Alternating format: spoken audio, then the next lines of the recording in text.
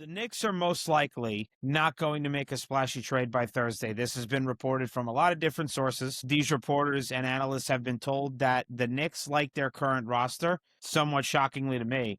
Here is the big problem with that. The Knicks play the Wizards tonight.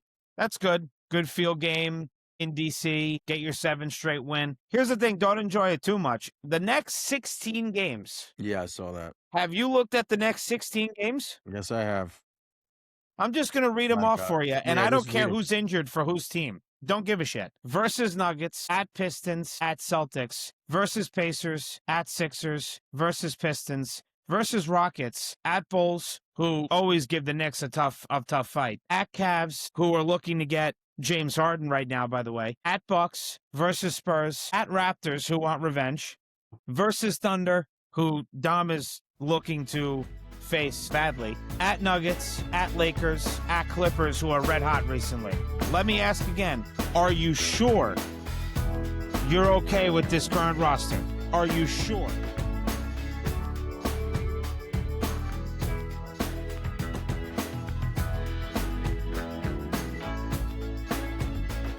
Ladies and gentlemen, welcome back to the FDB podcast. I am your host, Chris Gulick.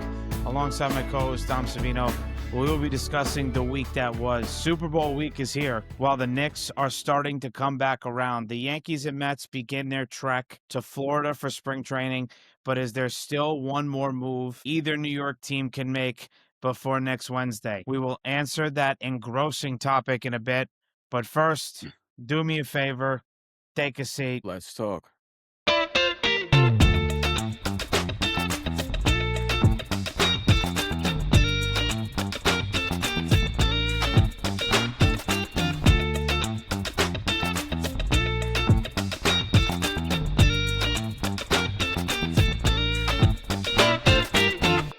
All right.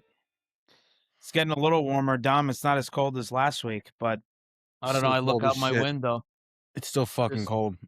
I know, but there's a lot of snow. This is annoying. It's not like it's really gone anywhere. That's nice. It's gonna get a little warmer the following week. I think it's gonna get up. To about 40 one day or two, but I don't know. It's still here. How was your weekend? Bro, it's cold. You know, my ass is staying inside. My friends are like, "Oh, you want to go out?" I'm like, "No." Nah. Not at all. I'm all right. Yeah, I like being warm. So, I don't blame you. was not not in the mood to go outside at all. Just hanging out. But I know you had a interesting weekend for sure. Yeah. For the folks who didn't see or notice or look at, I was in Tampa this past weekend. From Friday after I got there about 2:00 on Friday afternoon. Came back, got home at about 11 p.m. last night. Tampa was not warm. It was warm for one day. It was the day that I got there, and that was it. It was cold on Saturday. It was frigid on Sunday. Saturday morning, they threatened Tampa, Florida, of snow flurries. Sunday morning. Wow. I looked at that and I said, what the fuck am I doing here then? Yeah. So that That's- was That's great. annoying. High of 47, Dom, on Sunday. High of 47. Hey, better than here. My mother went to Sarasota, and you know what? She was complaining too. I'm like, "Hey, you want to be here?"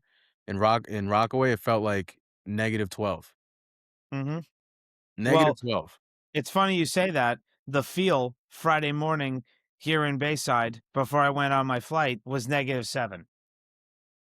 So pretty cold. I mean, now, thank God, it's going to be up to about 34, 35 degrees by like 3 p.m. today.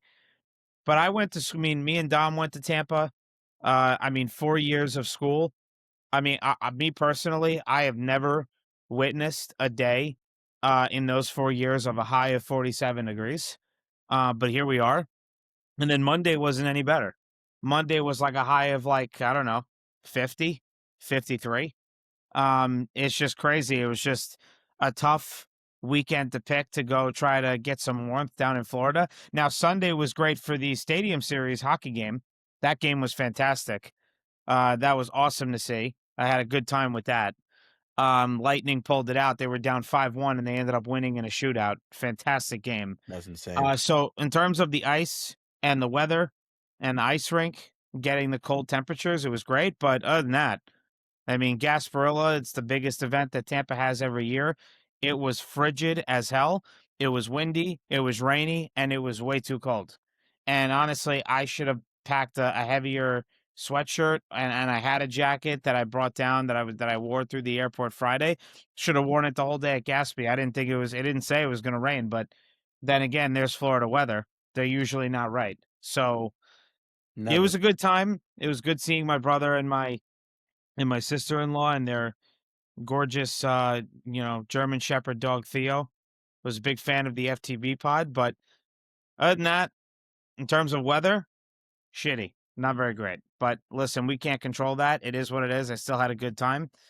And yeah, it was. I mean, technically, yeah, Dom's right. It was warmer than New York. So there's that. Yeah, I would have paid money to go to Florida. I don't care. I don't I'm care if sure. how cold it was. Listen, buddy, you're going to Turks in a month. You'll be all right. Okay, Maybe. actually less than a month. What, in 2 weeks? Actually, Nah, I'm actually not going anymore. you're not. No, No, that I'm not. stinks. It's all Okay, good. It's all interesting. good. Well, brace the cold, I guess. Yeah. So there's everything for that. That's our weekends. So we're gonna switch up the order here a little bit. We're gonna start with the NBA first because, of course, the trade deadline is in 2 days. It's this upcoming Thursday, February 5th. And so we're gonna start with the NBA. So the Knicks, as I said in the intro, are starting to come back around. They've won 6 straight games. Now, granted, almost all of these games aren't against great teams, maybe aside from the Raptors. I mean, the Lakers are still a solid team, but the Lakers didn't have Austin Reeves playing on Sunday night. But the Knicks beat the Kings 103-87. Then they beat the Raptors 119-92. Then they beat the Trailblazers 127-97. That was an absolute blowout. Wasn't looking great for either game, Raptors or Trailblazers, but then the Knicks started to pull away. And then the Lakers, they beat them 112-100, and that was on NBC or Peacock. That was a nationwide game on Sunday night. So they ended up going 4-0. Of course, I gave a prediction of 1-3. Dom went with 2-2, and they went 4-0. So kudos to them on that. Shut me up in that respect, which I will happily take. So I have no problem with that. The Knicks play the Wizards tonight in DC, looking for their 7th straight win. But again, that's a pretty crappy team, so they should blow them out. And I'm going to say this first before Dom says his analysis on this statement. I'm just going to blatantly put it out there. I know we've said it ad nauseum at this point. I know we say it every episode, but I'm just going to keep on saying it. The Knicks continue to look better with Cat on the bench. Yep. It's just a fact. You are It, correct. it's not hyperbole. It's not false. It's 100% true. The Knicks look more cohesive on defense with Cat on the bench. And Dom, can you read us the statistic that you read me before we aired about Cat's personal fouls? The Knicks are 26-7, which is the best in the NBA, when Cat records less than 5 fouls in the game. They are 3-10, which is the worst in the NBA, when Cat has 5 personal fouls or more. Now, what does that tell you? That tells you he'll get less than 5 personal fouls if he's more on the bench than on the court. Yep. That's what that tells you. Now, I'm going to read some of his stats here, or actually, I'm just going to pull it up on my phone because honestly, it's easier. I don't have to go back and forth on the camera because his stats recently are just not high enough for a guy making close to $60 million this season. Okay. So we'll go back all the way to the Brooklyn game. Only had 20 minutes, right? 14 points. He was on limited action due to his injury. So 20 minutes, 14 points, not bad. I mean, Phoenix, January 17th, he had 23 points in 35 minutes. January 19th against Dallas, 30 minutes, 22 points. But, 9 of 19 shooting, not bad against Dallas, 2 of 5 behind the arc. Phoenix, he was 7 of 16 from the field with those 23 points, 3 of 8 shooting from three. But from January 21st until now, Brooklyn game, 20 minutes, 14 points, 5 of 8 shooting, 2 of 3 behind the arc. But that was an absolute blowout. They beat him by 53 points. So Brooklyn's a joke. But Philly, that was when it was 16 minutes, 10 points, and he fouled out in 16 minutes. Sacramento, 27 minutes, 17 points, 5 of 15 shooting, 3 of 8 behind the arc. And just, -3 on the court against Sacramento. That's not cutting it. Against Toronto, he was actually a plus 19. But again, 0 of 2 behind the arc, 35 minutes, 8 points, 3 of 11 shooting. Not good. Portland game, 29 minutes, 14 points, 5 of 12 shooting from the field, 1 of 3 behind the arc. He was a plus 17, however, but the points total is just not high enough. And the Lakers game this past Sunday, 32 minutes, 11 points, 5 of 11 shooting from the field, only shot 1 3, did have 13 rebounds, and was a plus 23 on the court. But to be blatantly honest with you, these numbers aren't high enough. And the Lakers game, who was the savior of that game? Landry Shamet. Thank the 90%. Lord. Thank the Lord this guy is back and healthy, because he is the absolute, I even wrote it here, I'll just say it now. He is the glue guy for the Knicks bench. And him being back with his tenacious defense, as Clyde Frazier would say, his tenacious defense and his top tier 3-point shooting, he made 6 threes Sunday night. That, basically took over in terms of the action on offense and the points total from Karl Anthony Towns, thank God. But these numbers, Dom, are just not cutting it for me. They're just not doing it. So that tells me that the Knicks just play better when Karl Anthony Towns is on the bench. Well, there's multiple things. Well, one, that's true with Cat, with defense, because, he's been atrocious his whole career at defense. He doesn't know how to slide his feet. He's always reaching in, or if he's on offense, he's trying to hook people. So he's causing fouls everywhere. So that's number one.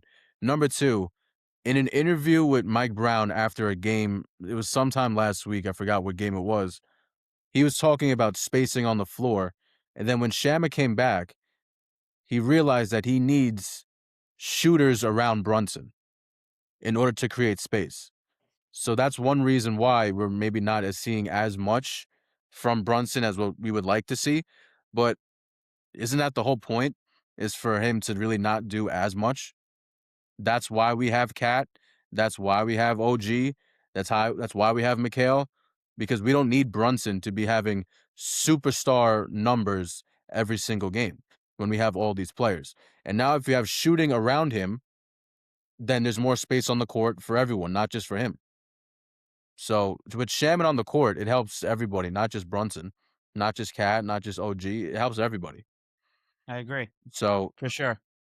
thank God, because even we've been saying it ever since the season started that we need shooters. Because we said if we want to replicate the Celtics offense, we're going to need shooters, and we didn't have any. And Shaman's one of our best shooters. For sure. OG's playing great. In the third quarter against the Lakers, he dropped like 10 points in that one quarter and like 2 steals, 2 threes, 2 steals, and a plus 20 in one quarter. And he guarded everybody. He guarded 1 through 5. Mm-hmm. He was all over the place. And that's what we're going to need every single game. I agree. But that's the OG that we know and love. But anyone can agree or disagree that that's really hard to do every single game.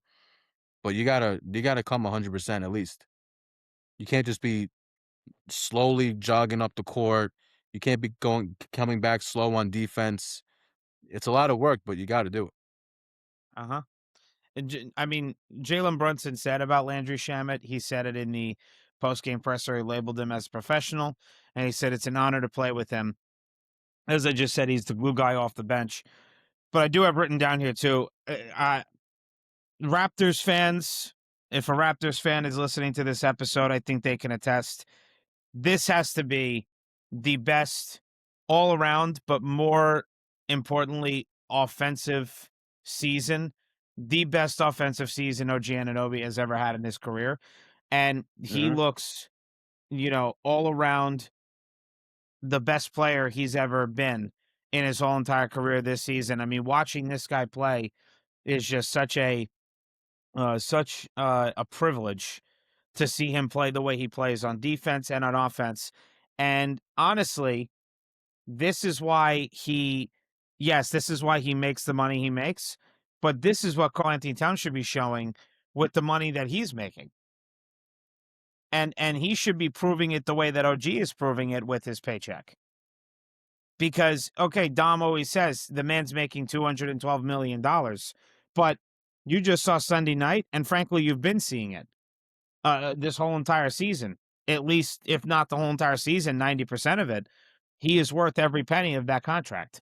Now, is it kind of BS that he's another all-star snub once again? Especially this season, it is, yeah. But generally, it is. I just can't believe again another season has come and gone where he's not an all-star. At least be an all-star reserve, but Cat's an all-star reserve? That just doesn't make much sense to me. That's something when I saw that, I was like, yeah, that's just not adding up. It's If anyone's popularity. going to be an all-star reserve, OG Anunoby should be the all-star reserve. It's like all of a popularity contest. Of course it is. So, Naturally. What else is new? yeah, I mean, but that's what we see in every sport right now. yeah, it's such So, a shame. yeah, so now, Dom, this is the important aspect of what we now have to talk about.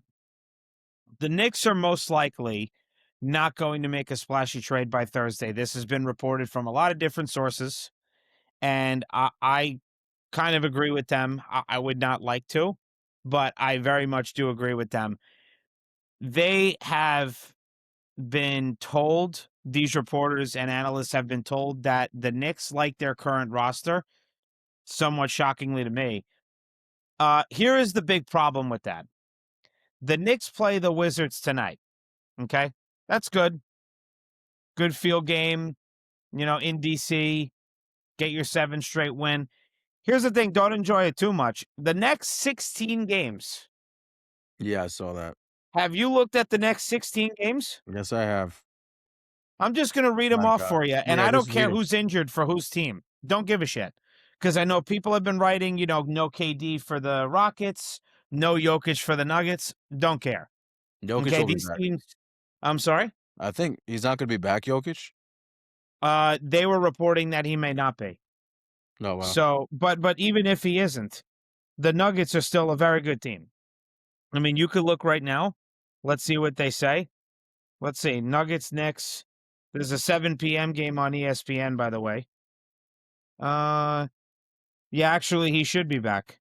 So I don't know why some people were saying no Jokic, because right now, off the injury report, it's just Aaron Gordon and Christian Braun. Well, Christian Braun's game time decision, but Aaron Gordon's not going to be playing. He And also, he played Mitch last game. Rob, Mitch Rob will be out, McBride will be out, and Kevin McCullough Jr. will be out. Go ahead. What'd you say? Jokic played last game. He did. Okay. So I don't know why they were trying to say that he wasn't going to play, but maybe they were worried about the workload since he's been back. I have no idea. But anyway, so that makes it even worse for the Knicks. So after tonight, the next 16 games, okay, versus Nuggets, at Pistons, at Celtics, versus Pacers, at Sixers, versus Pistons, versus Rockets, at Bulls, who always give the Knicks a tough fight, at Cavs, who are looking to get James Harden right now, by the way, at Bucks versus Spurs, at Raptors, who want revenge, versus Thunder, who Dom is looking to face, badly, at Nuggets, at Lakers, at Clippers, who are red hot recently. Let me ask again, are you sure you're okay with this current roster? Are you sure? I'm not. No, we're both not. And anyone who watches this show knows that we're both not. But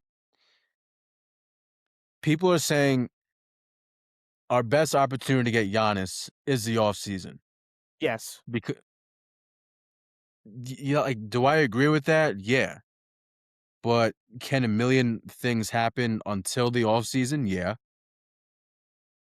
God forbid, I'm knocking on wood right now. What happens if there's an injury? What I hate to say, what happens if there's some that happens to Mikhail or OG or Cat? Then what? Then we're screwed. Yeah. Not looking good. So the time to do it is now. And I'm not a patient person. I don't like waiting. And there's no point. What's the point of waiting? If we know what's gonna happen in the playoffs when it comes to Cat, get rid of him. Yeah. Who's worth it at $60 million more? Giannis or Cat? Clearly the answer is Cat. Imagine. Imagine if it's Cat. I'm fucking joking. It's clearly Giannis.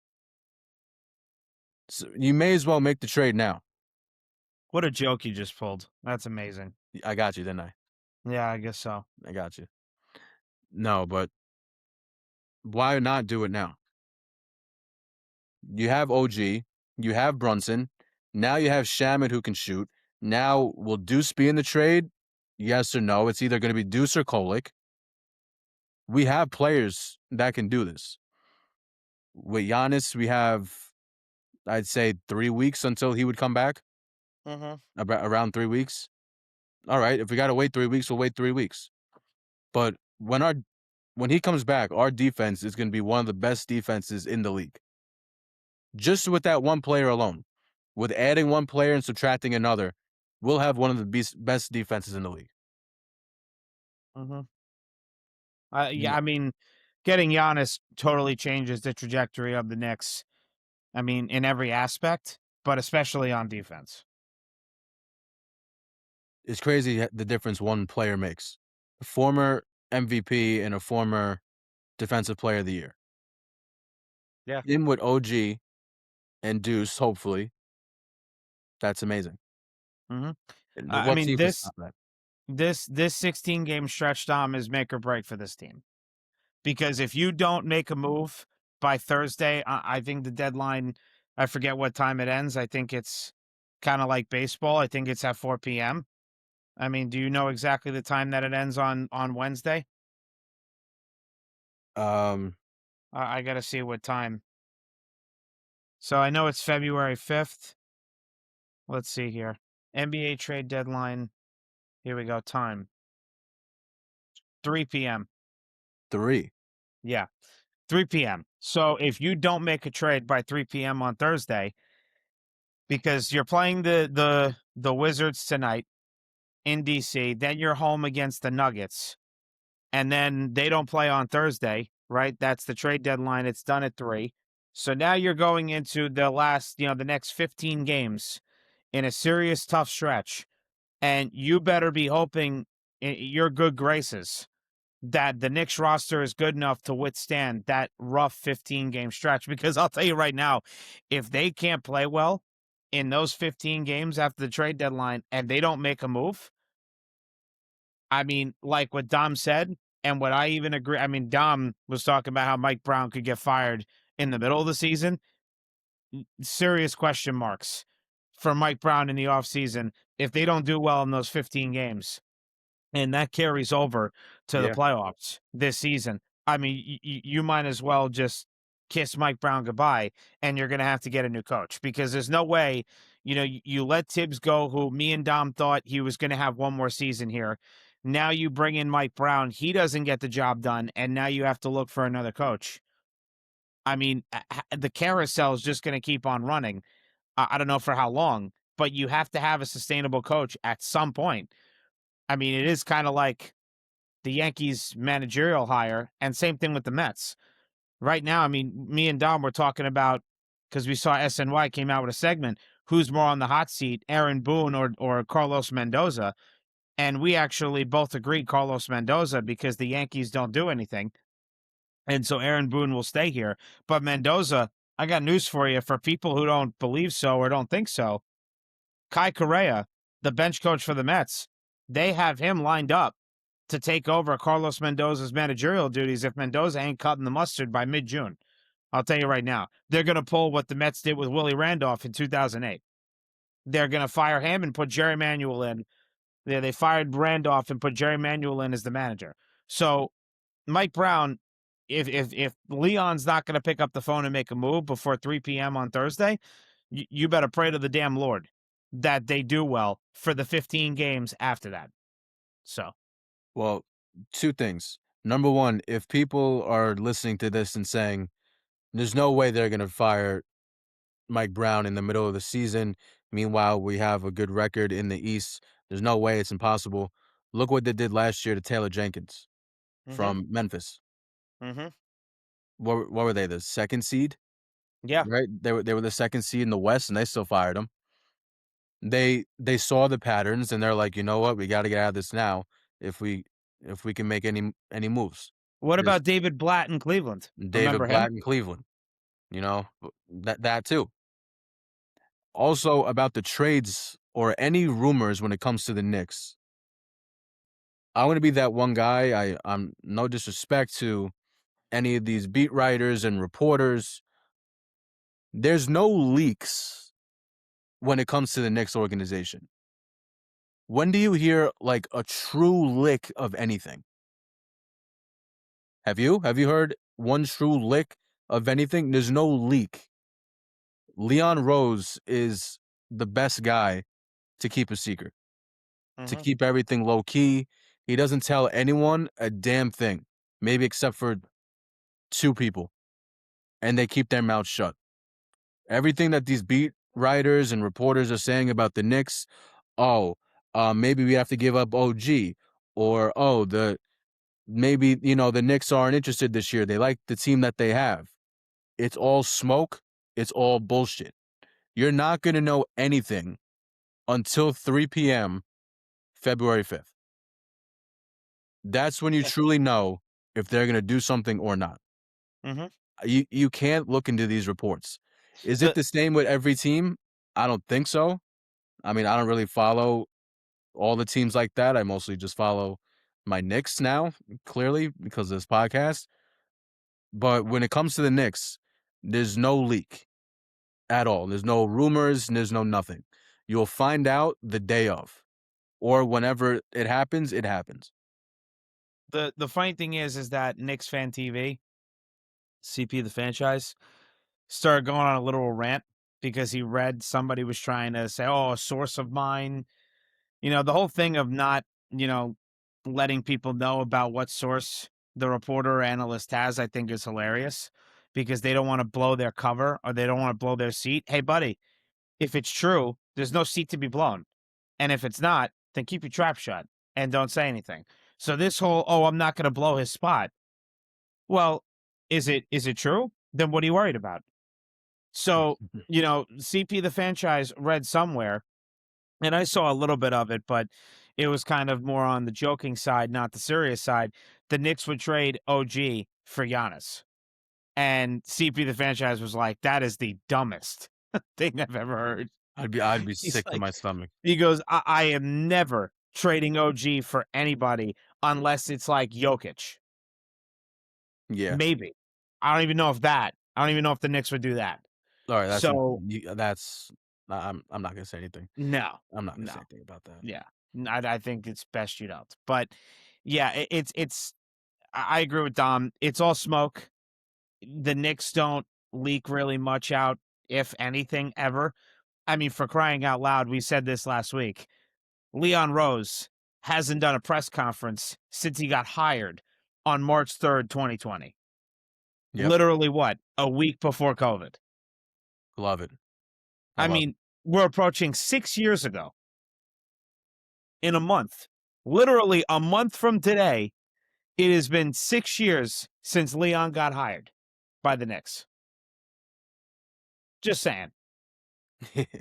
Yeah.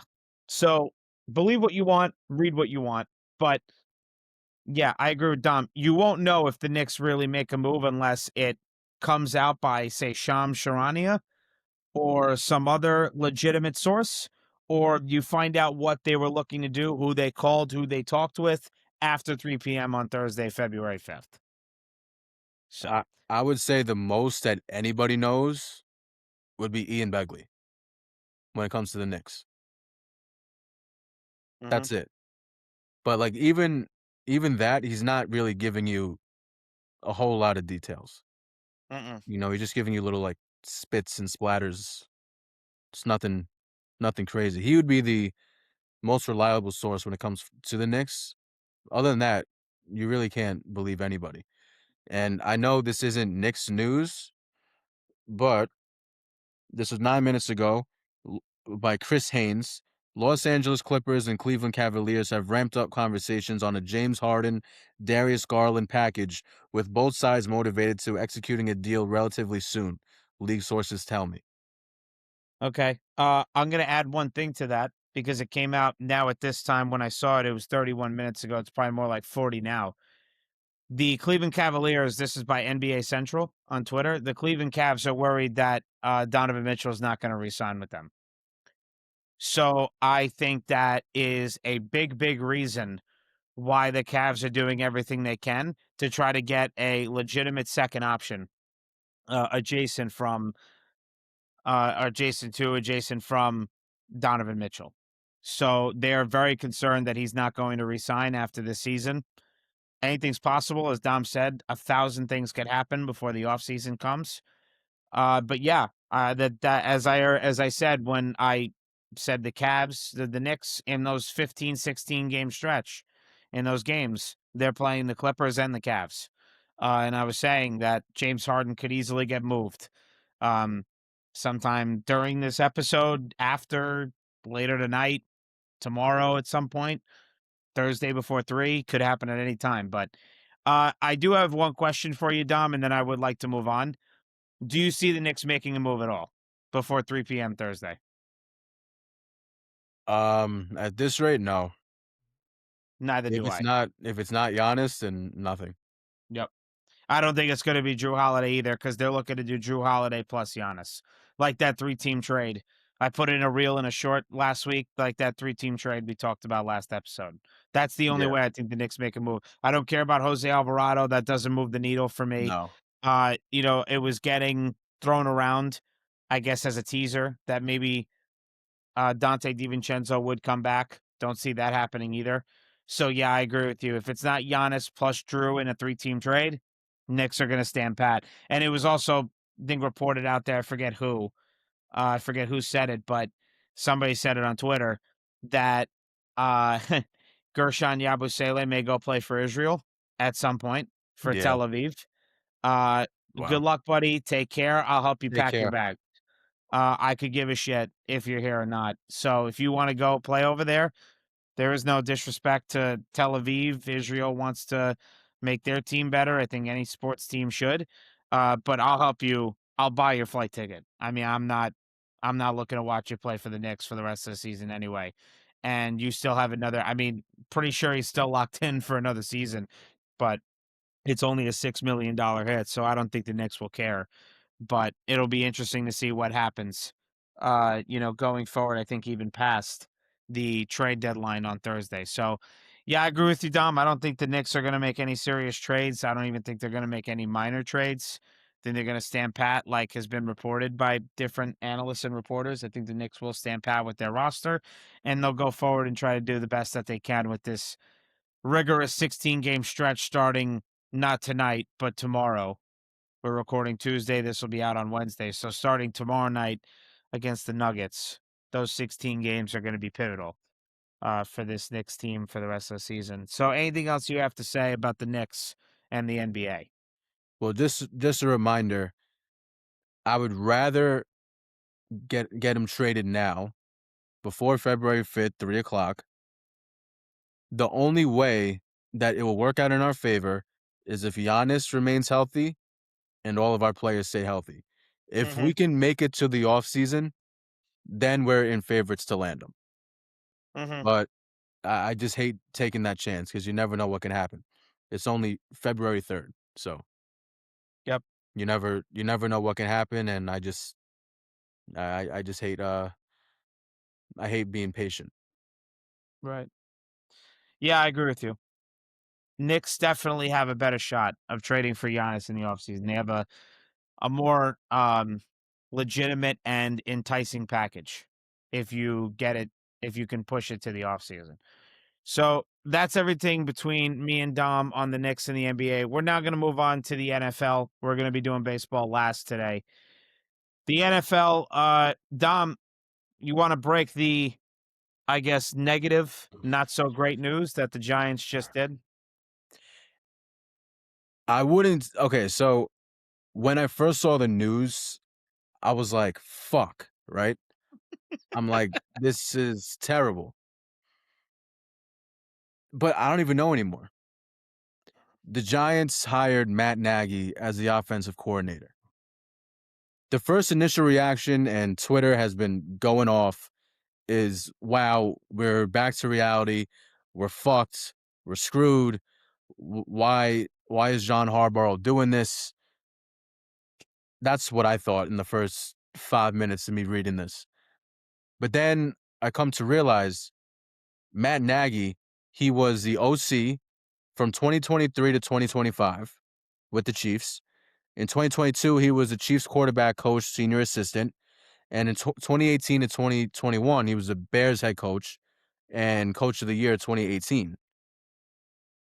But when he was with the Chiefs, he didn't call a single play. It was Andy Reid. It was Andy Reid's offense and his system, and he was a play caller. And people are going to say, "Oh, look what the Chiefs did last year. They sucked. They didn't make the playoffs." That's all Andy Reid. What does that have to do with Matt Nagy? If he's not calling the plays, it doesn't have anything to do with him at all. It's just a very questionable hire. You're going from someone who had a very good year in 2018 with the Bears when he won Coach of the Year. Then after that, it sort of went to shit because, they had Mitch Trubisky as their quarterback, and you know how that worked. That didn't work out. And then you come back to the Chiefs for your second stint, first in 2022 with the quarterbacks coach, and then 2023 or 2025 with your OC, but you're not calling anything. You're probably just making plays during throughout the week, and that's it, and you're not calling them or not running the offense or nothing. So going from that little responsibility to now having all the responsibility of the offense, because I don't think Harbaugh is going to be calling plays. It's going to be all Matt Nagy. So what I'm thinking is it's just an okay hire. Will this 100% work? No. But can it work? Yes. It can work. Him he was under the Andy Reid tree. Same with John Harbaugh. So they never worked together, but they probably have familiar systems. Matt Nagy, he's a Super Bowl winning coach, not as a head coach, but offensive coordinator. He worked with the best quarterback of our era in Patrick Mahomes. And debate or not, does Jackson Dart have some traits of Mahomes? I'd say so. Maybe people believe me, people don't. I'm not talking skill wise, but just like how they play Mm, styles. They definitely have a mhm. similar play style. So it could work. It could work, but I just need a good quarterback coach now. Mm. Who's gonna be the one with Jackson Dart every second of the day, making sure that he's better, making sure that he's doing all the proper techniques, the proper drills, looking good in practice. He's just gonna be calling plays, but we need a real quarterback mentor. And is that Nagy? I don't know. I don't So think I so. got something for you, Dom. Wow, what's going on? Connor Hughes came out 39 minutes ago. There was a strong desire from the Giants to get Charlie Weiss Jr. to New York, specifically for Jackson Dart. The young QB loves him from their time together at Ole Miss. Ultimately, Weiss didn't want to leave LSU. That's who I wanted. Well, That's who I wanted. yeah. I mean that would have been something that would have been really helpful for everyone involved, obviously, especially Jackson Dart. Yeah, I mean, I just Yeah. wanted to put that out there. I don't know who is then going to be the next man up per se, to try to train Jackson Dart. Jackson Dart has a lot of great skill. He's very talented. Of course, he's got to work on sliding so he doesn't get mutilated every Mhm. season. Do I think he's got similar traits to Patrick Mahomes? I think that's a very bold take of yours. But I think he's got the potential to definitely show, something relating to Patrick Mahomes. Maybe give it some time, but yeah, it's intriguing. Listen, and I'm gonna say one thing. Connor Hughes said this as well. By the way, it's John Harbaugh. I know you've been saying Harborough, like from the borough, but it's John Oh Harbaugh. god. Whoops. Yeah, I know. Somebody commented on that for the recent short that we had Jesus Christ. regarding John Harbaugh. It was fun. I was laughing my ass off. But uh, I'm like Josh Hart when it comes to the yes, yes, pronunciations. the pronunciations. So Connor Hughes came out and said, "Listen, Giants fans, don't freak out," and I agree with him. Giants fans, don't freak out. This is John Harbaugh. If it ain't working, he will get somebody else, He and will. I agree. He will. Because he just got let go from an organization that he was with for 17, 18 seasons, and I'm sure, just like the rest of us, did not expect he and the rest of us did not expect him to get fired from the Ravens, organization, and once again, that owner just sounded like a complete fool in his press conference. So, yeah, if Nagy's not cutting it, yeah, I fully expect John Harbaugh to look for somebody else. So he wasn't a play caller for the Chiefs for 3 years. In 2025, the Chiefs offense was a better passing offense compared to 2024 and 2023. They were more explosive, and when Mahomes was healthy, they were 6th in explosive pass play rate in 2025 compared to 27th and 20th in 2024 and 2023. So, Matt Nagy, he will help when it comes to the passing game and more explosive plays, but once again, he's not calling the plays when Kansas City, but now he is. So we just got to hope that he brings that explosiveness from KC to New York. Mhm, And one other thing is Matt Nagy, it's not like he didn't get fired, right? They rehired Eric Bieniemy. He was the old OC from KC, but Matt Nagy, he was actually a finalist for the Titans job for the head coach. mhm. So the Chiefs allowed him to explore his options. So he wasn't fired. If people were wondering why they just let him go, it's because he wanted a head coaching job. It wasn't because he was fired. The Chiefs just allowed him to go search. But like I said, will it 100% work? No. Can it work? Yes. It's 50-50 on this one. This is a very mixed, interesting hire. Mhm, We got to see how he does once it all plays out, who we get in free agency, who we get in the draft, who the quarterbacks coach is. That's going to be very big for us. Who's going to be with Jackson Dart every second of the day in the offseason and during training camp and preseason. mhm. So we have a whole lot more work to do, but I wouldn't lose my mind anymore as what I did learning the first 5 minutes of this OC move, but Mhm. it's still not amazing to me. Yeah, I mean, that's how I saw it. I mean, once I saw it, I immediately was like, I don't know how this fits in with John Harbaugh." I Me was like, neither. I don't know how legitimate this hire is." But again, You can for just me, tell you can just tell that he wanted an experienced coach. yes. He didn't want like Davis Webb, who doesn't really have that much experience, who went to Denver. But, he was a finalist, David Davis Webb. He was a quarterback for the Giants a couple of years ago as like a third stringer. His Mhm, career didn't really pan out, so he went to coaching. But clearly Harbaugh he wanted someone experienced. So you can't blame him for that. well, you kinda lead me to a nice transition there. If you wanna talk about no experience, I'm gonna move on to the Jets because I'm gonna be honest with you, this was one of the more silent hires I think I've ever encountered. Me and Dom, when we both saw it, I'm just going to be transparent, as I always am. I had no clue that the Jets hired Brian Duker as defensive coordinator 6 days ago. Had no idea. I mean, I have No, me sports neither. all over my Twitter. I follow SNY Jets. I follow the Jets account, and I missed this. I didn't see this, and I could see why I missed it. The man's only 36 years old. He has no defensive coordinator experience. And frankly, I don't really know much about the man. Really, what I know is he worked with the Detroit Lions and Aaron Glenn. And honestly, if Aaron Glenn is the one bringing in guys and hiring them, looks like the Jets are going 0-17 next season. Because, as I have said in the last couple of episodes, Aaron Glenn made NFL history on the wrong side, and his defense didn't have a single interception in the 17 games that they played.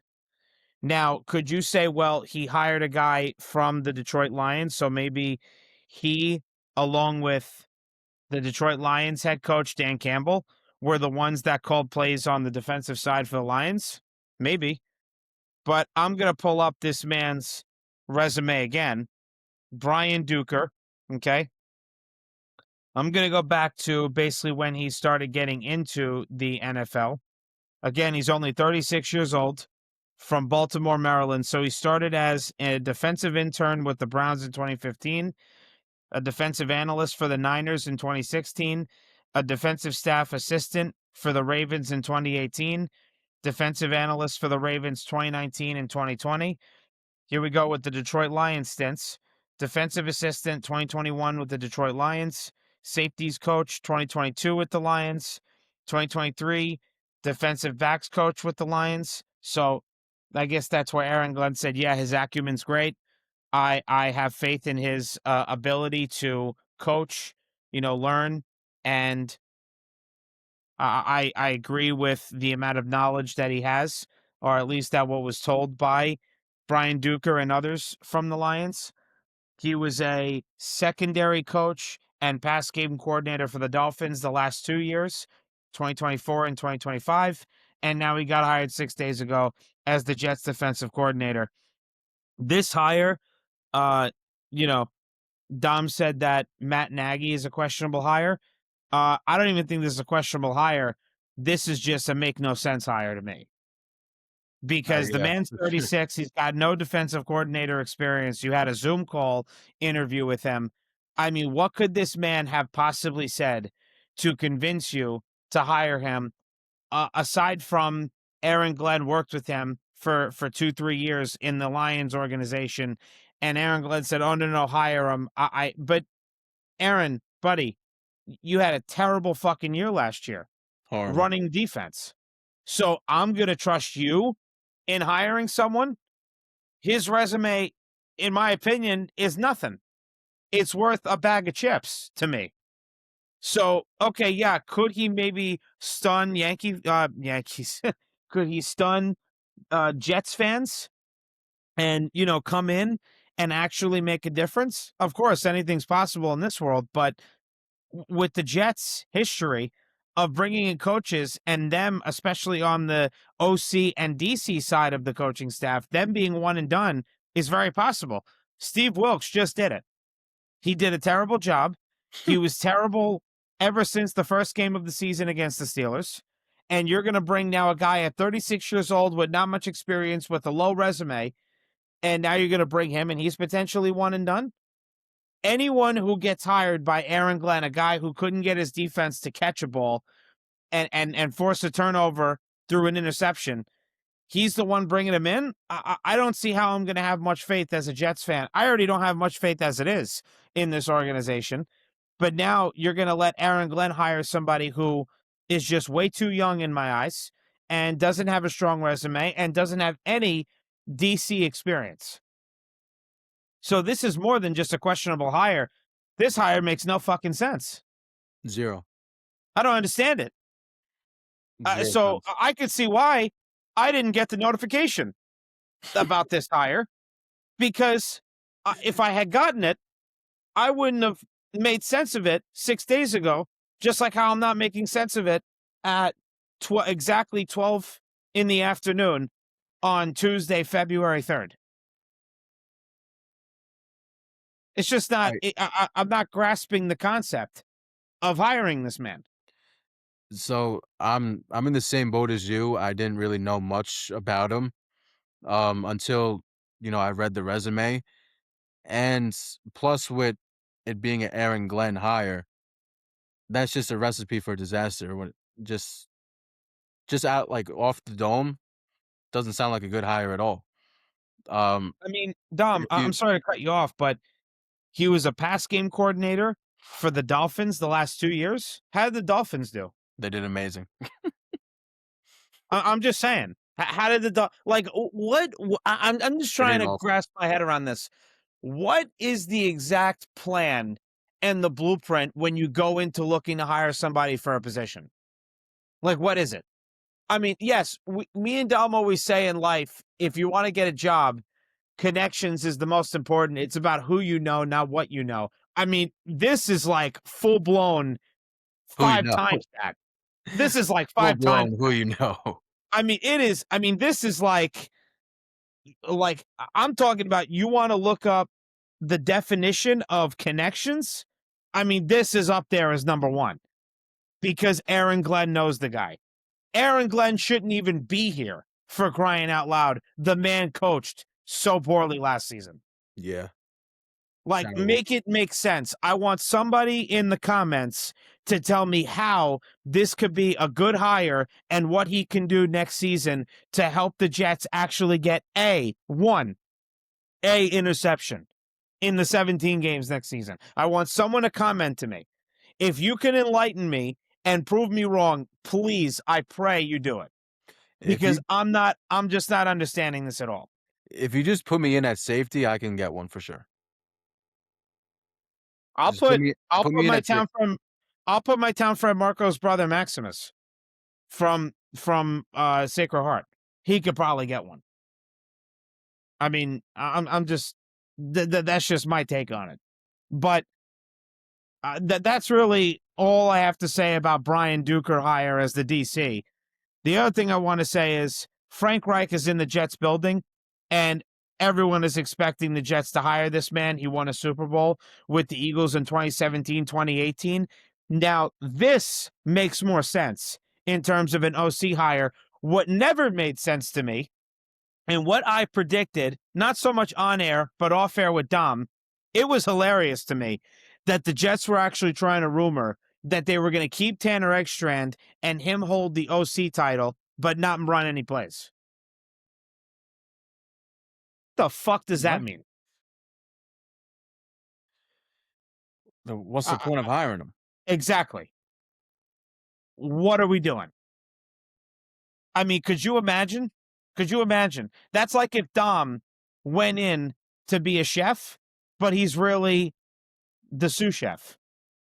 So you have the chef title, but you're not the one making the main entrees. It's literally what that is. So you're going to give Tanner Ekstrand the OC title, but he's not going to be running offense. No shit. He got let go. No kidding. Oh yeah.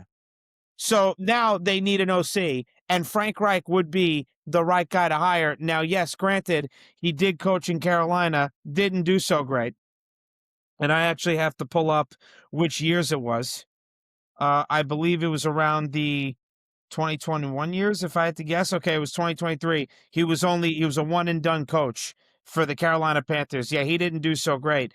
Then he went to Stanford 2025 as an interim head coach. And then this year, right now, he's a senior advisor for Stanford.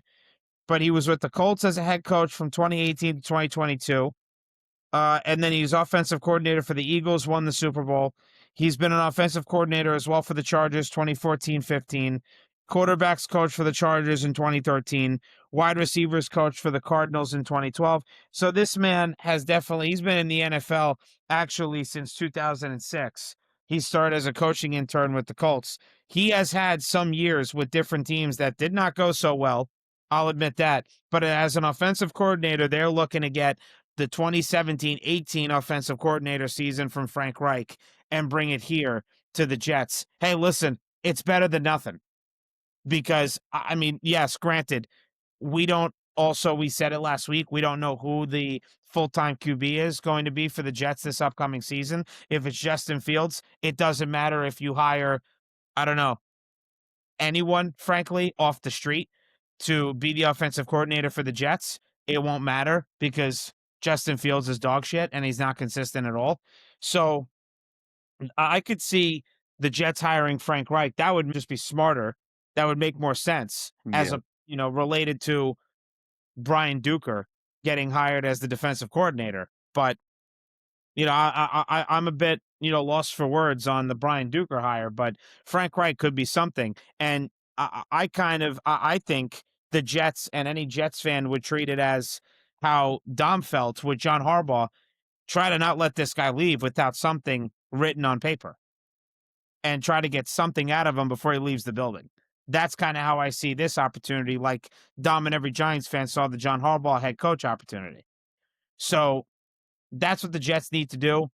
We'll see what happens. I wouldn't be surprised if Frank Reich gets hired while we're recording this episode later today, sometime tomorrow. It really wouldn't shock me at all because really, what other options do the Jets have? It's funny we talked about Wink Martindale as the DC Dom, and I guess as you said, right? If you're not looking to do all out blitzes and you don't have the personnel to do that, it's not going to work. Well, the conversations fell off, I guess, because I'm sure either Wink Martindale saw the personnel or Aaron Glenn said, "Yeah, I'm not looking to operate that way." And of course that fell through. And there will be no Wink Martindale as the DC, obviously. No. So yeah, I mean, that's really just where we're at right now, in terms of the Jets coaching staff. But of course, they still have to fill the OC role. But yeah, that's everything I have to say on that. We'll see as the day transpires, as these weeks coming up transpire. But that's everything I have to say about the Jets. And do you have anything else to say with the Giants before we get into Super Bowl Sunday here? So a week ago, Connor Hughes said that that's when Frank Reich was talking about a contract with the Jets. So this is going on for a week. He Yeah. knows that Reich reached out to people that he wanted to on his staff, and he knows that Reich was telling people it was about a done deal. And this was Mm. a week ago. Yeah. I mean, that's why I don't take those things literally. I mean, if it's a done deal, then why is he still walking Yeah, why around is the it taking a building? week? Why is it taking a week? And So yeah, like listen, that's why I was nervous still when about yeah, John Harbaugh. I don't You blame know, you. I'm just happy they got it done, but I was I still know. nervous. I wasn't like it's not over, Hmm. So Yeah. once it's signed, then it's over. Yeah. All right. Well, moving on. Super Bowl Sunday, Seattle Seahawks versus the New England Patriots. We'll do the predictions and bets in the last two segments, so stay tuned for that. That's going to be good. We haven't done take a seat, let's bet in God, I don't even know, in over well, I would say in a month. So we're actually now going to talk about what we're going to be looking for in this game, and why the Seahawks could blow out the Pats, but maybe why the Pats could pull off a New York Giants like upset.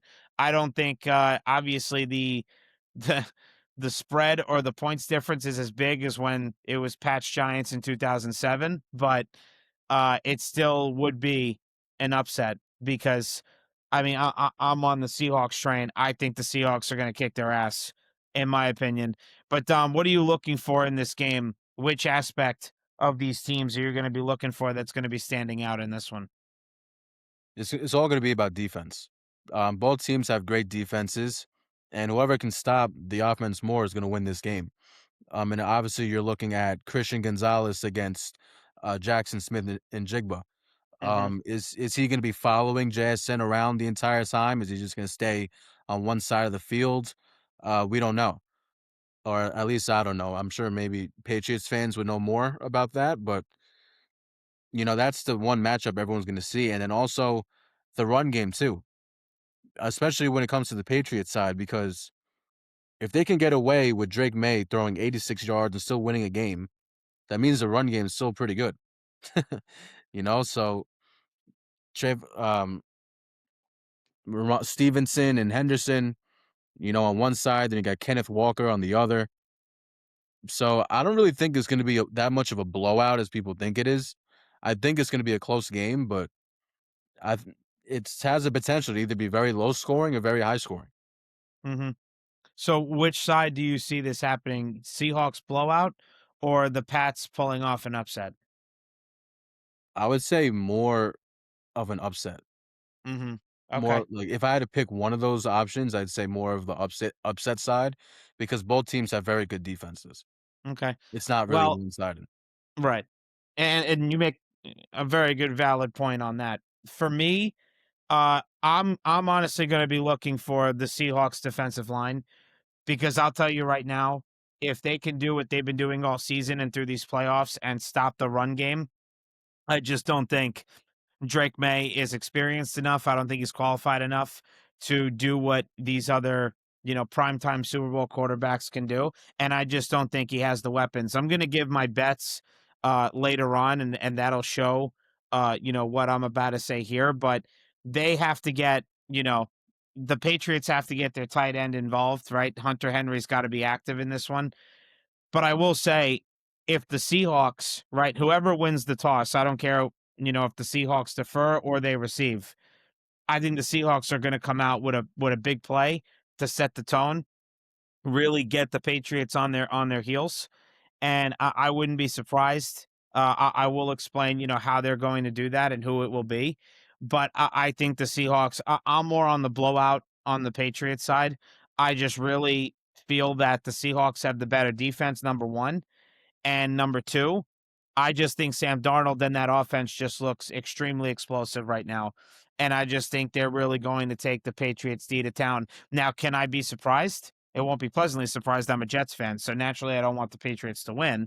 But could I be surprised? Yeah, I could. I mean, it's the Super Bowl. This is a neutral site. It's not home, it's not away. So anything could happen. But I do think the Seahawks are going to blow them out. I don't think this is going to be a close game. I know right now it's Seahawks minus 4.5. That's what I saw this morning on FanDuel. That could go down, that could go up. I honestly think this should be like +7 for the Patriots and -7 for the Seahawks. Just again, Seahawks have a better defense. And I just think that if the Seahawks now, what is the key to the Seahawks blowing out the Pats? Stop the run game. Ramondre Stevenson, uh, you know, the other running back's name, what is it again? Henderson. Thank you, Henderson. Travion Henderson. You could stop those guys. The Seahawks are going to be, they're going to be, they're going to be driving in first. They're going to be in full effect. They'll be in the driver's seat, as they say. So those are the keys. I'm more leaning on a Seahawks blowout than a Patriots upset. Of course, I want the Seahawks blowout. Can't stand the Patriots. Can't stand their fans. So it is what it is. And when I left Tampa Dom last night, I was, I was on the shuttle getting over to the terminal in Tampa Airport, and there was so many Boston fans because it was Bruins Lightning for the hockey game Sunday night, and obviously they're wearing their Pats hats as well. Nice guys though, not bad people whatsoever. But of course I told them, I was like, yeah, I hope you guys get blown out. I'm a Jets fan. We were laughing. It wasn't a serious convo, but there are a lot of Pats fans who are a little too arrogant for me. Think their shit don't stink. I mean, they kind of have the right to. They had Tom Brady, and now they're back in the Super Bowl after only one or two, only one rebuild year, and you know they noticed that Mac Jones wasn't the guy, and they moved on pretty quick. Whereas the Jets don't even know how to hire a experienced defensive coordinator. So yeah, there's that. But again, I'm going with the Seahawks blowout, and what I'm going to be looking for with the Seahawks is Sam Darnold and Jackson Smith-Njigba linking up, finding a way to get Christian Gonzalez out of the fold and not have him be so much of an impact player as the Patriots would like him to be. And for the Patriots, I'm sorry, Hunter Henry's got to be your number one target. You gotta use Hunter Henry as best as you can. Seahawks defensive line is way too good, and you can't rely on the run game. Maybe if you're close to the goal line, sure. If maybe you want to switch it up and do some trick play with the running back, sure. But I think Hunter Henry has to be utilized as best as you possibly can in order for you to pull off this upset. So that's everything that I have to say on that. Dom, anything else? I definitely agree with the Hunter Henry part, but also Stephon Diggs has to have the game of his life as well. Not going to happen. I don't think it will, but I think no matter what, the Patriots are gonna get into the run game and they're gonna do it well. No matter what, they just really have to lock down their receivers I and tight think end. I want to see what you think on this. I'll say this last thing and then we'll move on to the MLB. Do you think there's going to be a lot of running from Drake May? Running? Yeah, QB runs. No. I beg Well, to differ. well, I think there has to be. actually, Dude, no. Well, not planned runs.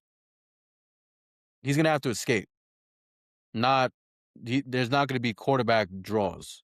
I think they're going to try to pull a lot of what that move was to win the game against Denver. How he, you know, what do they call it? When he obviously faked the handoff and he RPO, flanked out, right? Um, run he pass flanked option. out. Yeah, exactly. Yes. He flanked out to the side and he had to get the first down. I think Vrabel's going to try to deploy that a fair amount because I'm watching the Seahawks defensive line when it comes to run game, and they are just Leonard Williams as Jets and Giants fans know. I mean, he's still great. They have a lot of great, run stuffers there. So I think Drake May is, I agree with you. It's going to be a lot of escaping for sure, but I think they're going to have to do run pass option very often. So yeah, we'll give our bets and our predictions for the Super Bowl a little bit down here, but now we're going to move on to the MLB. And Dom, I know you said before we aired you don't have much to say about the Yankees. Oh, I mean, how do you see this roster? I mean, could you, be understood with how Aaron Boone and Brian Cashman are saying that they're content with this roster? I mean, I don't know if you saw this, but Aaron Boone was on WFAN yesterday, yeah, he's an right? idiot. And he has been saying everything that I've been saying this whole year. Uh huh. Yeah. Oh, what do you think of the Yankees running it back? He answers, you just can't believe a fucking thing this guy says. You might as well just show the string on his back. I don't know if they painted it or it's in his shirt. Just show the string. You are a puppet. You are a ginormous puppet. You can't, like I just said this, you can't agree with anything this guy says. You don't trust him because he has no say in anything. Of course he's going to talk up the team. Oh, we got people coming back. We still have people coming back from injuries. We have healthy young guys. We have guys coming in for their second year. Like, of course he's gonna say just the obvious stuff. It sounded exactly like Joe Shane at the end of the year this year. That's all that it sounded like. And then he believes in Jason Dominguez to not give up on him so easily. So it seems like they're not gonna trade him. But you better hope that he has the best second year any player has ever fucking had, especially in left field. Because in left field or outfield or anywhere, or maybe even DH. But at the same time, why would you say I wouldn't give up on Jason Dominguez when you just re-signed Bellinger and you signed Trent Grisham to $22 million for 1 year? Where is Mhm. he playing? Where? Don't know. Ben Rice can catch. Jason Dominguez can also catch. But then you also have Austin Wells. And then you also have Ben Rice who can play first. But then also, there's rumors about Paul Goldschmidt might be coming back. And he plays first. Is there even room for him on the team? The only the only thing that I can get behind is Anthony Volpe. As much as I've shitted on him all year, no one said that he was hurt. Everyone just everyone's like, there's no way. Like, yeah, he sucks, like, fuck you. But at the same time, something's not right. I just don't understand still to this day why they couldn't say anything from the jump. Why couldn't they? Why? What's the big secret? Like there's something that like I'm missing here, Mhm. right? Yeah. So I mean, we all want him to be better. You know, he's the Yankees shortstop. We want him to be successful. We want him to be one of the best players on the team. Let's see how it goes. But then also they're talking about free agent signings. This isn't on WFAN.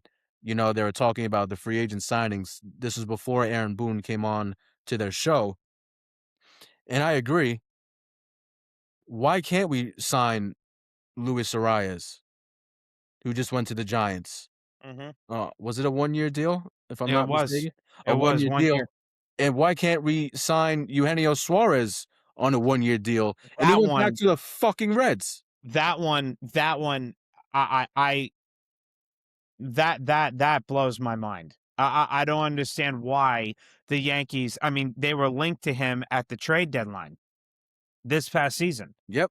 I mean, we talked about it a fair amount on the episodes leading up to July 31st. I mean, I just don't get why the Yankees didn't look to bring him in. I mean, that one, when I saw, when they said Suarez signed, I was, and I'm not a Yankee fan, I was praying that the Yankees signed him. I was like, oh, he signed? Hopefully it's the Yankees. No, went back to Cincinnati on a 1 year, $15 million deal.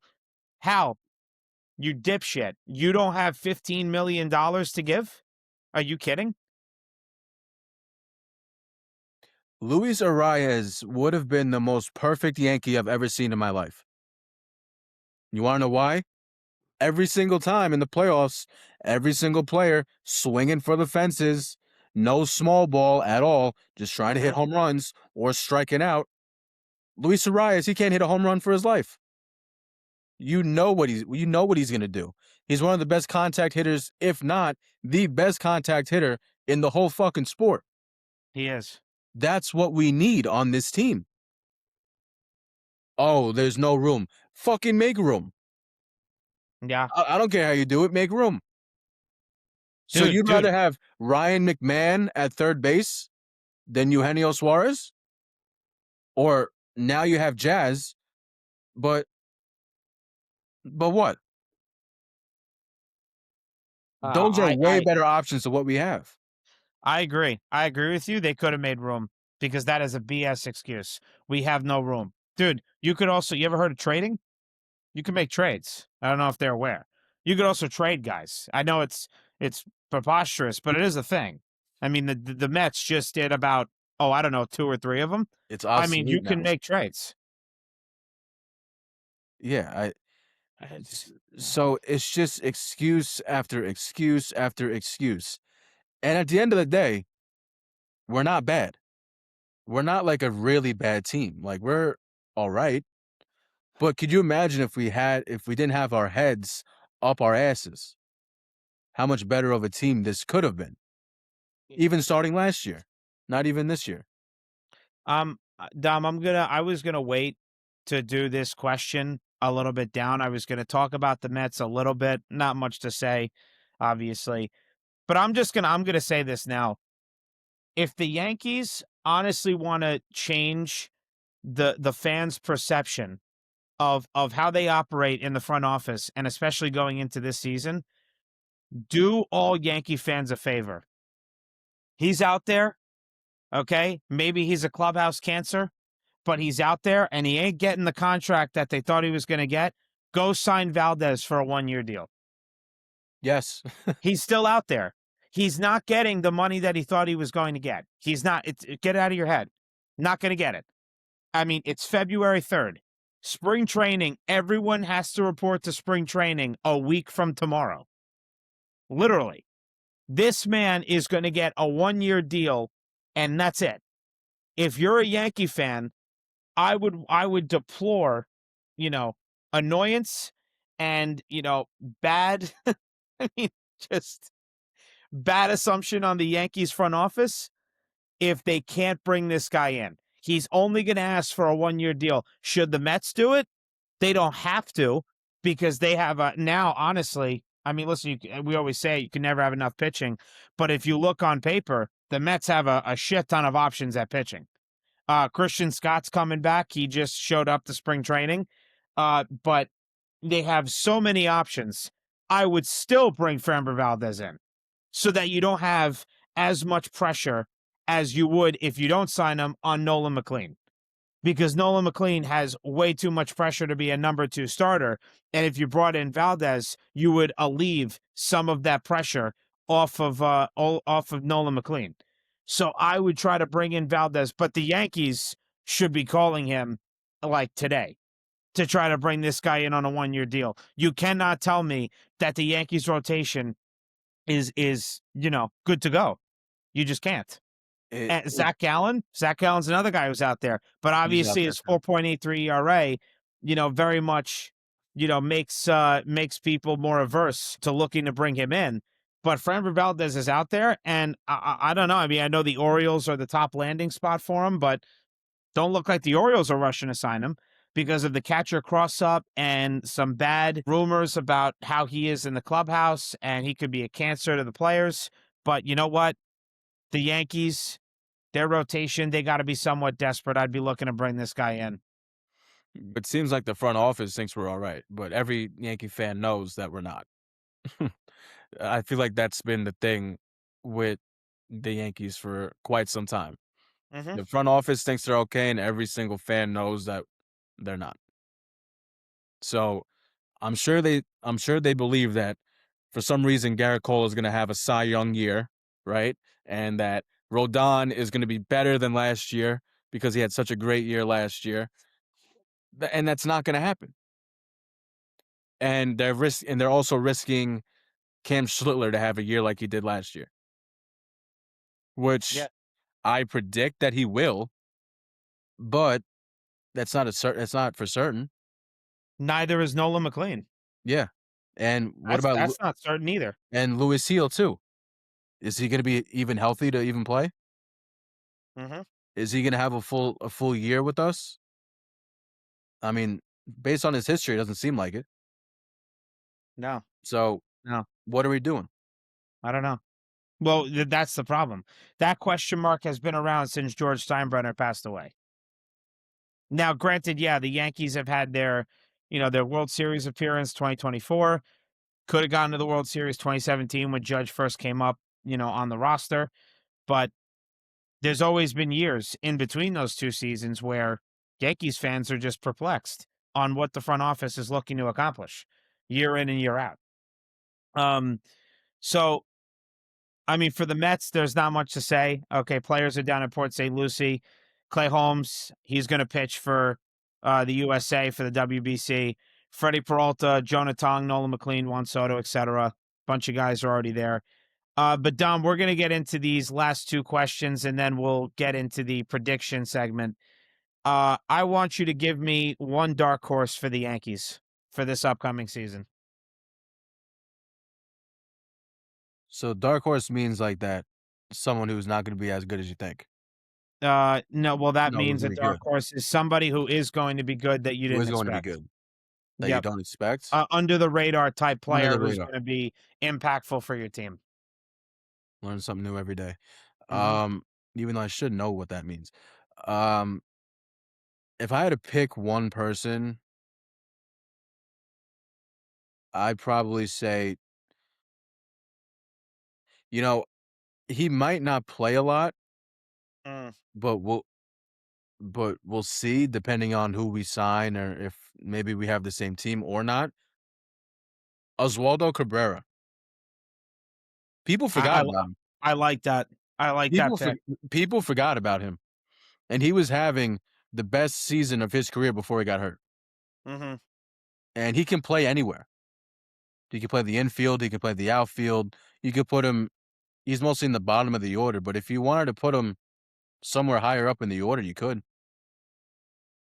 If Okay. he's fully healthy and ready to go, he can steal bases. He does small ball. He can hit for power if he wants to. I don't see why not. Was that your guy? Was that your guy over the summer? Remember you did the Yankees lineup? Peraza. Oh, that was. Peraza. No, He's not your dark horse, Tom. No, that's Oswald. as Oswald. Oswaldo Peraza. Yeah. No, is it Oswald? No, it's Oswaldo, and I think Oswald. You should know. It's your guy. Yeah, they That's your boy. that's how they get mixed up. Yeah, it's your But boy. now he's on the Angels, I think, or something. Right. Yeah, that was short lived. All right. So that's your pick. I think that's a solid one. I think it's Waldo Cabrera. I thought honestly, actually you could have picked, which I thought at first you were gonna pick. Please don't tell me Uh Austin Wells. no, absolutely. Okay. God no. Junior Cabanero. Yeah, but he's gonna be good, but then once Anthony Volpe comes back, he's not gonna play. Yeah, but if that bum ass is not playing well, I think Junior Cabanero. They were even rumoring should Junior Cabanero start on the opening day roster. Well, I think he's going to be. I don't think Yeah. Volpe's gonna be ready Oh, for he's opening okay. day. Interesting. Okay. So There he's you gonna go then. play the beginning of the year, Uh-huh. but once Volpe comes back, he's not playing. Okay. No matter how good Well, he's doing, I don't think the Yankees are gonna do that. that's where I was gonna get at. If he does well, it'd be pretty bad if he didn't play. So, okay, that's interesting. For me, it's easy, and well, actually, hmm, Hmm. I was a wow, just hit me actually. Uh-oh. It's not so picking. So the two names that part is easy. It's which one to pick is the hard part.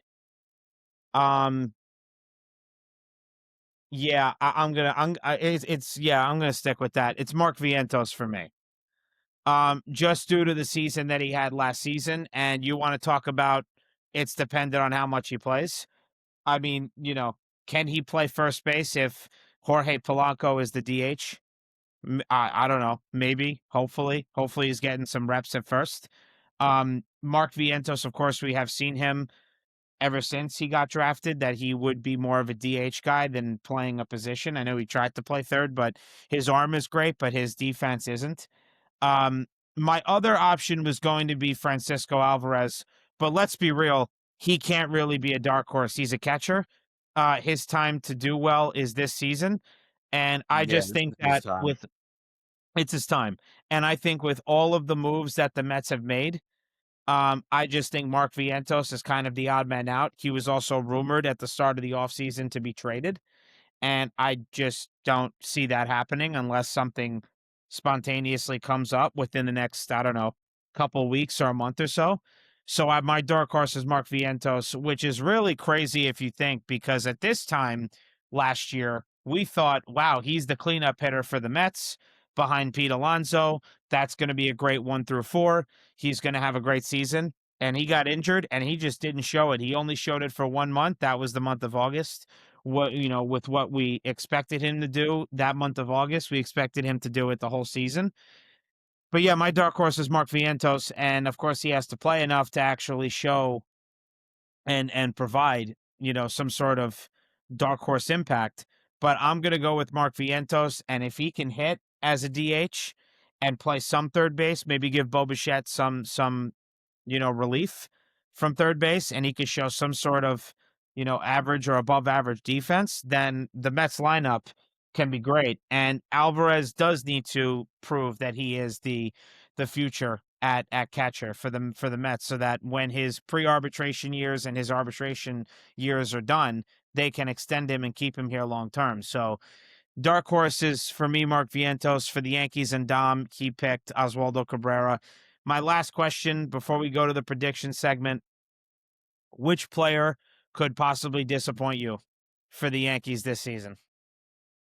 Um, Clear answer, Carlos Rodon. Yeah, that was so easy. Hmm. Um, did he do good? Yeah, he had a good year last year, a great year actually. I just have no faith in him. I really don't. Just from seeing him past years, and then also even before he came to the Yankees, everyone said, "Oh, this is a little bit of an overpay," because he's not as consistent as he should be for someone making all that money. And everyone was right. He's not that consistent. He struggles a lot. He gives up home runs. I personally believe, I've been saying it for a while now, I think that this year was a fluke for him. Mm. So, as they would say, an aberration. There you go. Yeah. Okay. For me, I mean, I could easily just say, "Oh yeah, Kodai Senga," but we're talking about a guy who did have a good year, a solid season, and won't do it this year. I'm going with Clay Holmes. Yeah, As much faith as you have in Carlos Rodon, I have with Clay Holmes, which is that makes obviously sense. as you just heard from Dom, not much. So I could see Clay Holmes just not adjusting in the second season as a starter and him just getting absolutely walloped by the home run ball.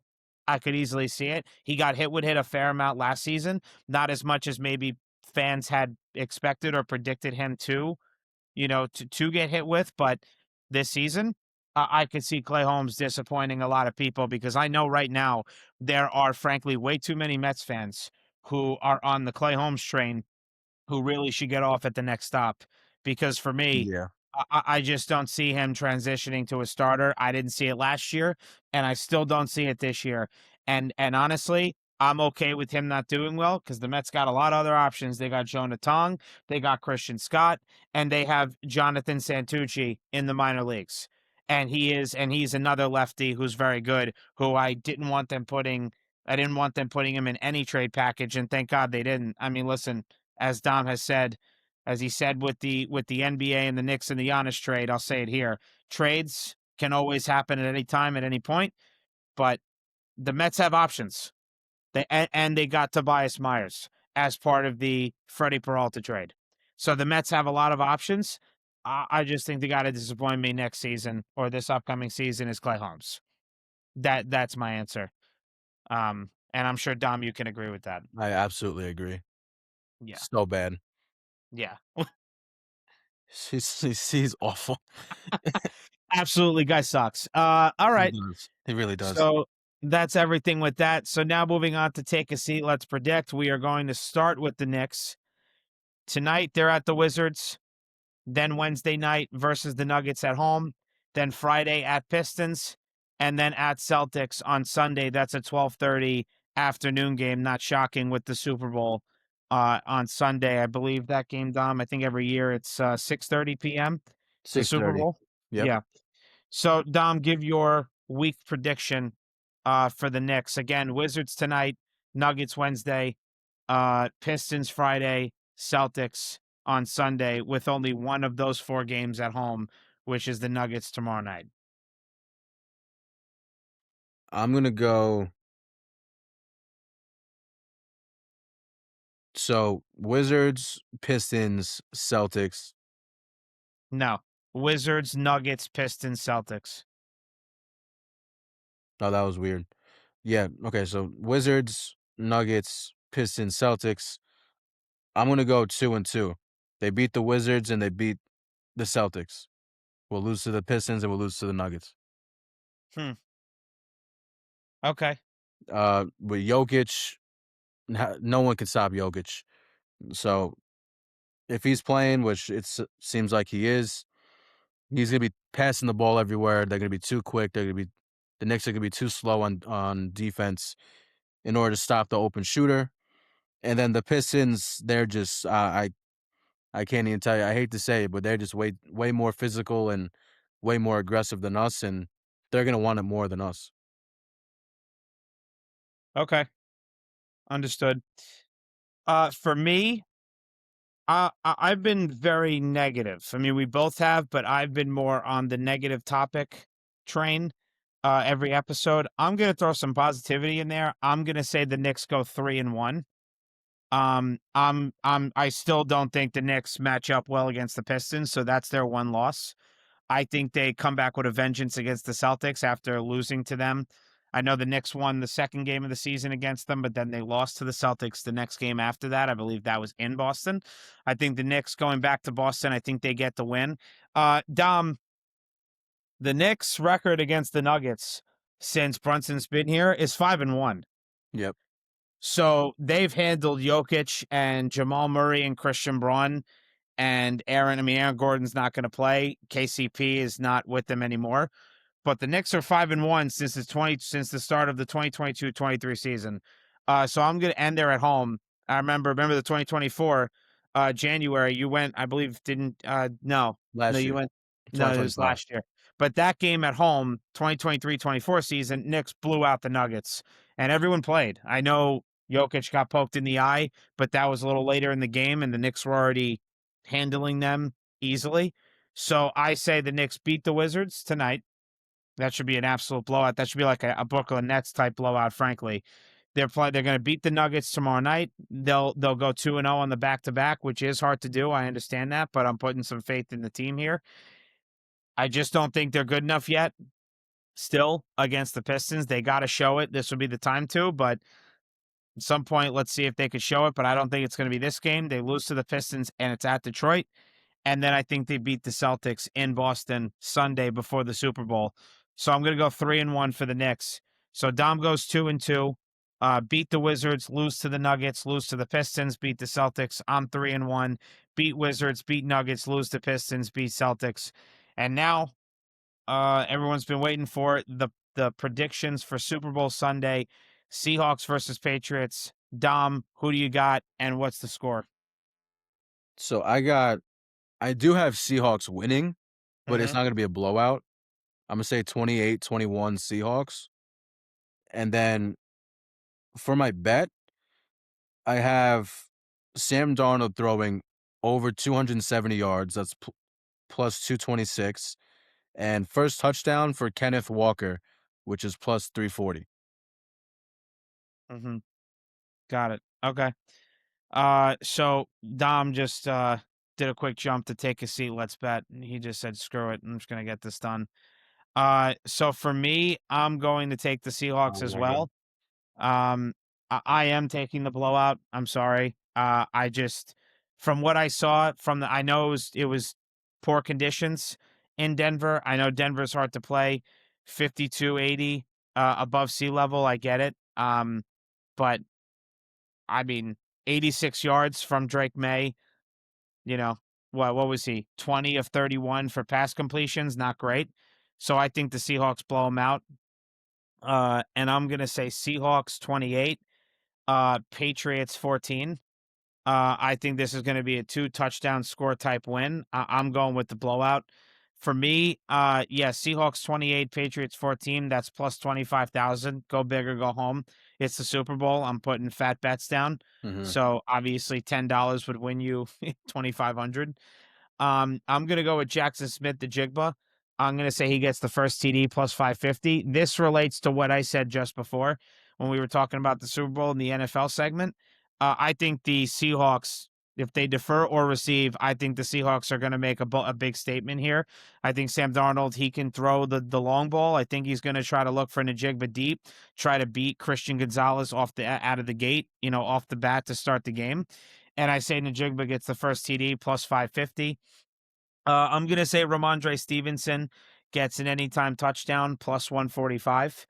And then, as I said, if the Patriots want to avoid a blowout or try to pull the upset, Hunter Henry's got to be involved. And I'm gonna say Yep. anytime touchdown for Hunter Henry plus 240. So that's everything for me with FanDuel. That's everything with Dom on DraftKings. But again, Hunter Henry's got to be involved for the Patriots to at least be in this game. If not, pull off an upset or make it a closer game and avoid the blowout. Ramondre Stevenson, I think they'll get close to the end zone. He'll run it in one time. And Jackson Smith the Jigba needs to be, utilized as much as possible. And I think they'll start and come out the gate strong and try to get a touchdown with him on maybe a long ball. But at the end of the day, I still see the Seahawks blowing out the Pats 28-14. So that's all of our predictions and bets. Dom, anything else you have to say before I wrap up today's episode? Um, when it comes to the Knicks, I mean, coming from a betting standpoint, if you do want to bet on the Knicks versus Nuggets game, Mm. OG Anunoby always has a great game against the Nuggets. So if you do want to bet, I would bet on OG Anunoby to do anything over, anything Mm-hmm. over what they're predicting. That's number one. Number two, when it comes to the Yankees, I mean, I'm just repeating myself. If it feels like every episode when it comes to them, but this all I see. All I see is just bullshit, like a whole mask, just like covering their faces. Aaron Boone literal puppet. That's all I see. They're not making any moves. Two amazing moves that could have made us World Series contenders in Arias and Suarez. If we got them, we could have been World Series contenders with this team. And now we might not even make the playoffs. Or if we do make the playoffs, we might get eliminated the first round. You'll So be you're a wild card team right now. yeah. So you know what? Blame Cashman. I mean, as much as the players play, they're not the front office isn't trying to win, it seems like. They're cheap as fuck. And when it comes to the Giants, I would hold the brakes. I mean, exactly what I did. First 5 minutes of this Matt Nagy hire, I was sort of bugging out, sort of losing my mind. I'm like, this is terrible. But then you realize that he was in a system that he had no control over. Mhm. He had no control over anything. Andy Reid called the plays. It was Andy Reid's system. So, you know what? He hasn't really been in the reins for a long time. And his last stint as a head coach, one of those years he was coach of the year. Mhm. And then what I said about the quarterbacks coach, that's it's really going to matter who we hire when it comes to the Giants. We're going to need an important, good, reliable quarterbacks coach who can be with Jackson Dart every step of the way. I mean, unless it's Matt Nagy is the person that does that, but I would hold the brakes. I don't think it's that bad of a hire as everyone thinks it is. And like I said before, will it work? 100%? I don't think it's a definite. Can it work? It could absolutely work. Mhm. Yeah, I think here's the thing, right? That goes back and forth about Matt Nagy not having much control in the Andy Reid Chiefs system. Uh, that could be good. That could also be really bad Yeah. because he didn't get enough experience, enough of a stranglehold to actually do his own thing and actually, you know, help out the team and the organization. Whereas, yeah, you take the leash off of him and just let him be free and do whatever he sees fit, whatever he thinks is right for each and every game. So I agree with you what you said before. It's a questionable hire. And as you also said, it's 50-50. So we'll see how it pans out. Hopefully it works out for them. For me, the Jets defensive coordinator makes no sense. Don't get it. Don't think it's going to work out, to be honest with you. I would love to be pleasantly surprised, but I'm sorry. From what I see, from what I read, I don't see that happening. Offensive coordinator, you might as well just get Frank Reich. I mean, you got to get somebody with Super Bowl experience, somebody who's won. You got to get a winner in here. You don't really have any of those right now. I mean, the Jets themselves can't win. You need to at least bring in someone who's got some winning experience, and Frank Reich does. Won the Super Bowl with the Eagles, as I said before, 2017-18 season as a offensive coordinator. The Knicks, I do believe they're going to stand pat. But, after tonight, these next 16 games, it's going to be make or break for them. We really have to see who they really are going to be after these 16 games for the rest of the season and going into the playoffs. Right now, they're tied for the second seed with the Celtics behind the Pistons. I think they're behind them by what, Dom? 5.5 games. So that 16 game stretch is going to be pivotal for the Knicks. And I'm just making sure, yep, tied with the Celtics, 31-18, and they're 5.5 behind the 36-12 Pistons. And lastly, about the Mets, I would still go sign Framber Valdez. You can never have enough pitching. The Yankees should be calling him every day. The later it gets, the closer it gets, I should say, to February 11th when pitchers and catchers have to report to their spring training facilities. But I don't see why the Mets can't just give this guy a 1-year, $20 million deal or 1-year, $30 million deal, whatever the case may be. It's one Yeah. year. Okay. I know they don't want to deal with a clubhouse cancer, but it's for one season. And guess what?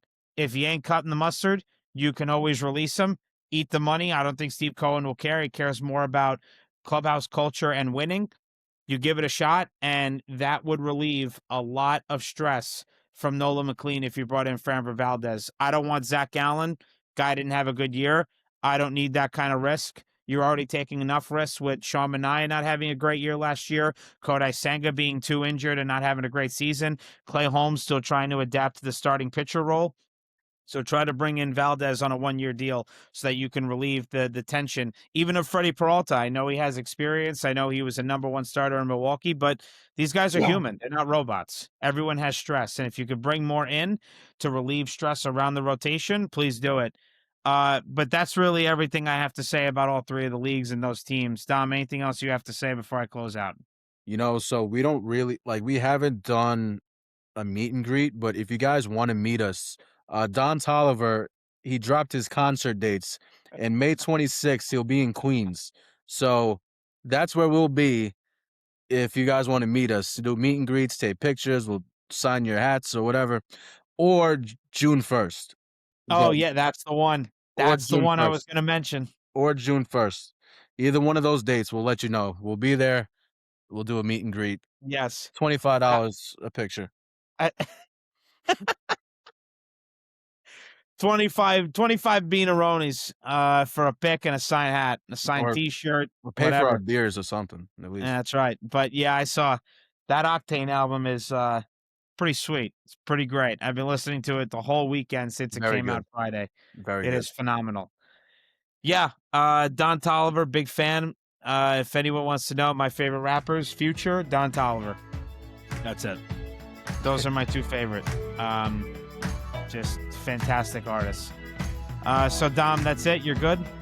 Yeah, just Tremendous. I'll let you guys know about the meet and greet. That's amazing. Well, that's going to do it for us today. Thank you to everyone for tuning into today's episode of the FTB podcast on either YouTube, Spotify, or Apple Podcasts. Be sure to like this episode and subscribe to our YouTube channel so you never miss any of our shows.